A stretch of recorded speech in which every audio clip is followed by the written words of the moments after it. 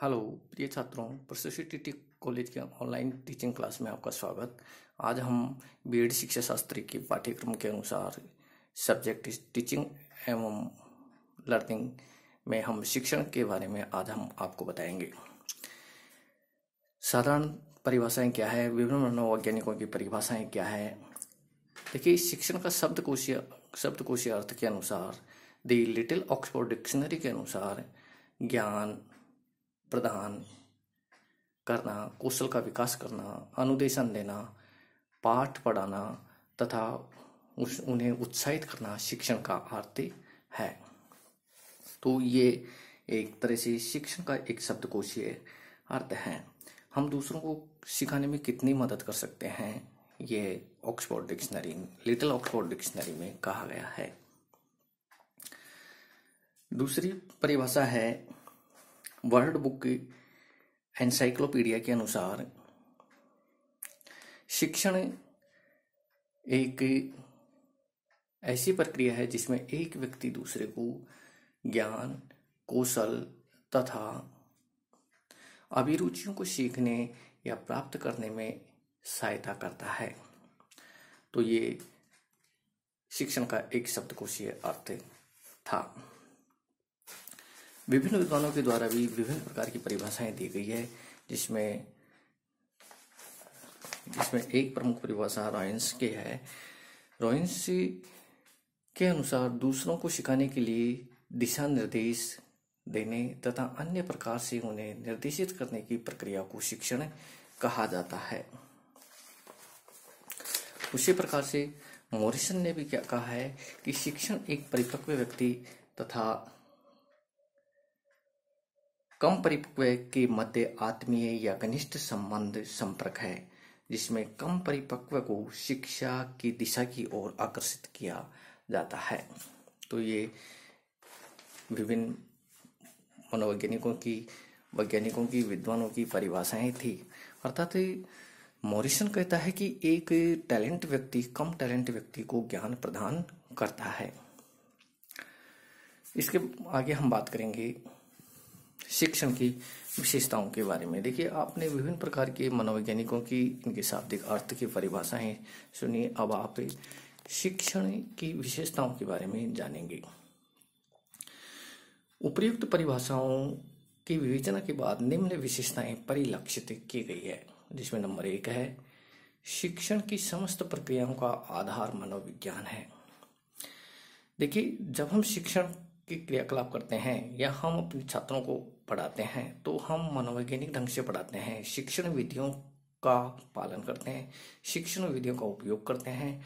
अन्य प्रकार की भी जितनी भी विधि प्रविधि है या जितनी भी प्रक्रिया है, उन सभी का हम प्रयोग करते हुए हम छात्रों को पढ़ाते हैं। यदि हम मनोविज्ञान के अनुसार शिक्षण कार्य कराते हैं तो वह अधिक समझ में बच्चों के आता है। दूसरा है शिक्षण का कार्य ज्ञान प्रदान करना है। अर्थात शिक्षण के दौरान हम ज्ञान प्रदान करते हैं। अधिक परिपक्व व्यक्ति कम परिपक्व व्यक्ति को ज्ञान प्रदान करता है, चाहे वह किसी भी क्षेत्र में हो। अर्थात उसे सामाजिक, आर्थिक व अन्य प्रकार के क्षेत्रों का वह ज्ञान प्रदान करता है। पाठ्यक्रम के अनुसार वह ज्ञान प्रदान करता है। तीसरा है शिक्षण मार्गदर्शन करता है। अर्थात छात्र जिनके बारे में नहीं जान पाते हैं उनके बारे में शिक्षण के दौरान बताया जाता है, उसके बारे में मार्ग निर्देशित किया जाता है, जिससे कि छात्र उसके बारे में जान सके और अपने आगे का गंतव्य रास्ता अच्छे प्रकार से तय कर सके।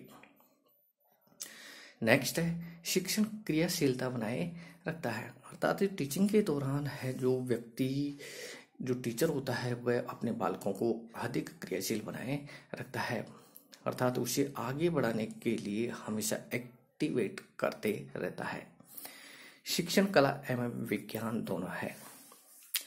नेक्स्ट विशेषता है इसकी, शिक्षण एक कौशल युक्त क्रिया है। शिक्षण के 2 प्रमुख अंग होते हैं, सीखने वाला तथा सिखाने वाला। अर्थात शिक्षण को हम 2 प्रकार से मुख्य रूप से प्रयोग में लेते हैं, सीखने वाला तथा सिखाने वाला।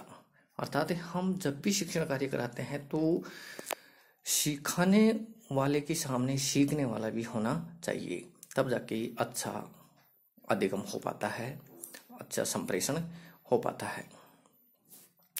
शिक्षण छात्रों में उत्सुकता जागृत करता है, अर्थात शिक्षण के दौरान नई जानकारियां प्रदान की जाती है, जिनके बारे में पहले छात्र नहीं जान पाते हैं उनके बारे में जानकारी प्रदान करना भी शिक्षण का मुख्य उद्देश्य है, मुख्य विशेषता मानी जाती है। जब छात्र किसी नई वस्तु के बारे में या नई सूचनाओं के बारे में जानना चाहता है तो उसमें छात्रों के मन में एक उत्सुकता बनी रहती है और उसे वह सीखना चाहता है। नेक्स्ट है शिक्षण जनतंत्र आदर्शों पर आधारित होता है, अर्थात देखिए वर्तमान की जो शासन प्रणाली है वह जनतंत्रात्मक है, अर्थात हमारी जैसी शासन व्यवस्था होती है ठीक उसी प्रकार से ही शिक्षण कार्य कराया जाता है। जनता के प्रत्येक कार्यों को देखा जाता है, उसके आधार पर शिक्षा दी जाती है। नेक्स्ट है शिक्षण दयामय सहानुभूतिपूर्ण होता है, अर्थात शिक्षण में कहीं पर भी किसी प्रकार का क्रोध नहीं होता है, न ही किसी प्रकार की वैमनस्यता होती है। शिक्षण दया एवं सहानुभूतिपूर्ण होता है। इसके अलावा भी अन्य प्रकार की बहुत सारी विशेषताएं हैं जिनका हमें ध्यान रखना होता है, अर्थात वे इस प्रकार से हैं।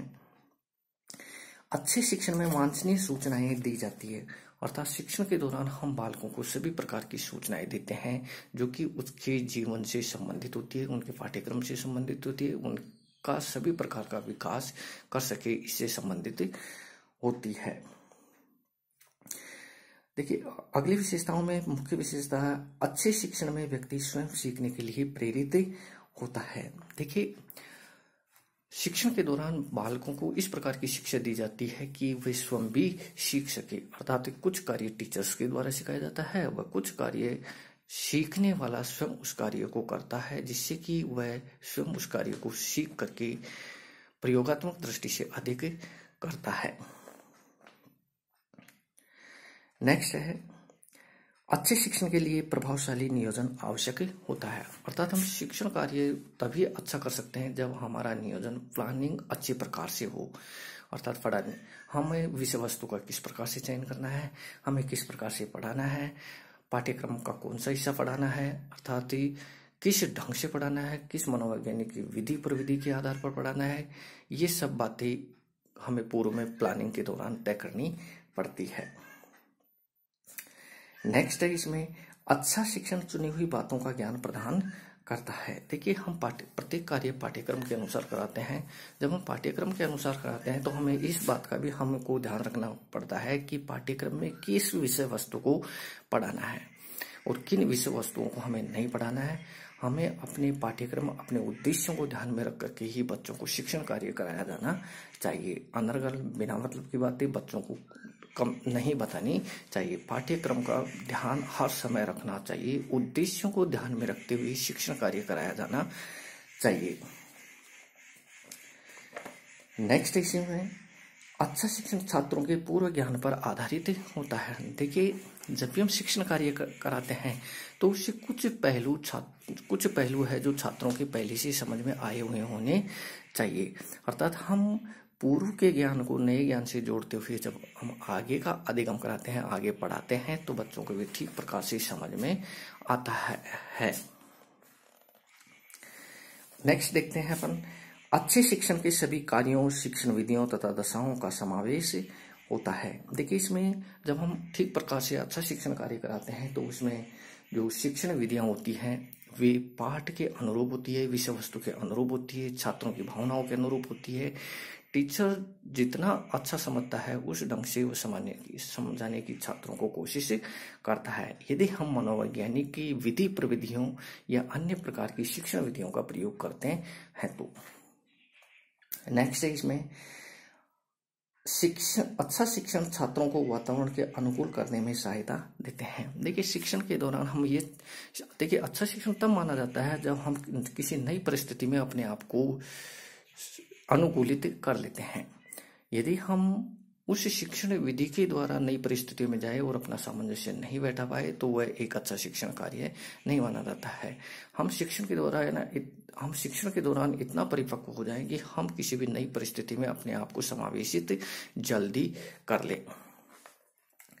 नेक्स्ट है इसमें, अच्छा शिक्षण वर्तमान तथा भावी तैयारी का एक महत्वपूर्ण साधन है।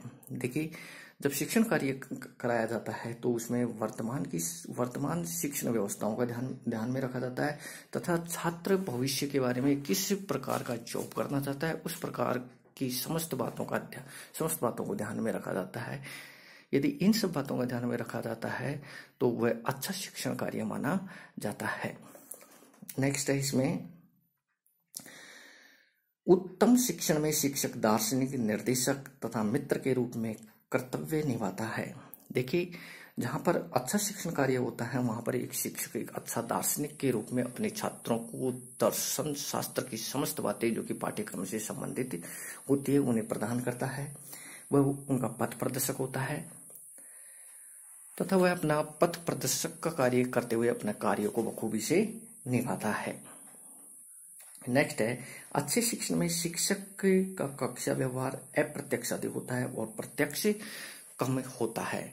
तो इस प्रकार से हमें शिक्षण की विभिन्न विशेषताओं के बारे में आपको थोड़ा नॉलेज प्रदान की। हम अगला टॉपिक अगले लेसन में पढ़ेंगे। So thanks.